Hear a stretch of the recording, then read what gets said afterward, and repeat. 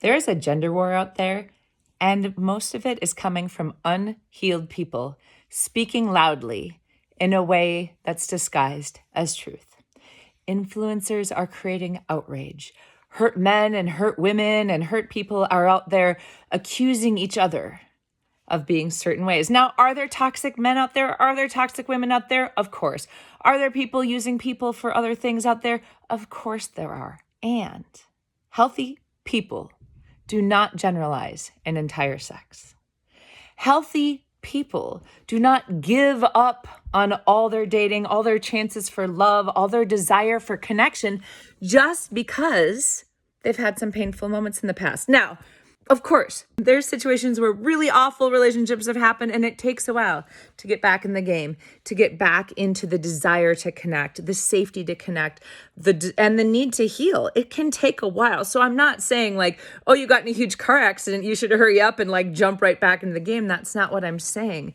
What I am saying is I see so many people out there just throwing lines out about how awful the opposite gender is.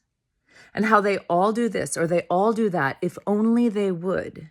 Yet there are tons of people in really healthy, secure relationships. So where do you get to take responsibility for the unhealed hurt from the past?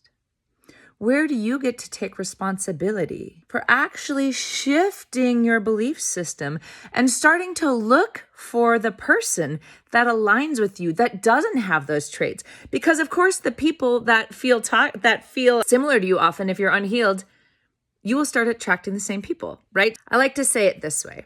If you grew up in a household where everyone is screaming all the time and you learn that's what love is, you're going to naturally start attracting relationships where screaming equals love. So when you get into a relationship that's calm, your body goes, it's pretty quiet around here. I'm going to get screamed at, yelled at. There's something wrong. And you will unconsciously create conflict. Now, is that because you're a bad woman or a bad man or a bad person? No, it's because there's something unhealed that's begging for attention, begging to be seen inside of you.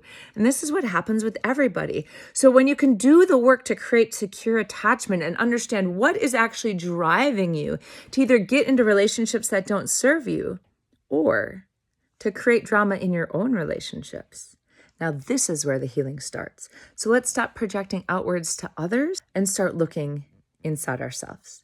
And if you want support with that, there's no judgment. I'm totally here for you.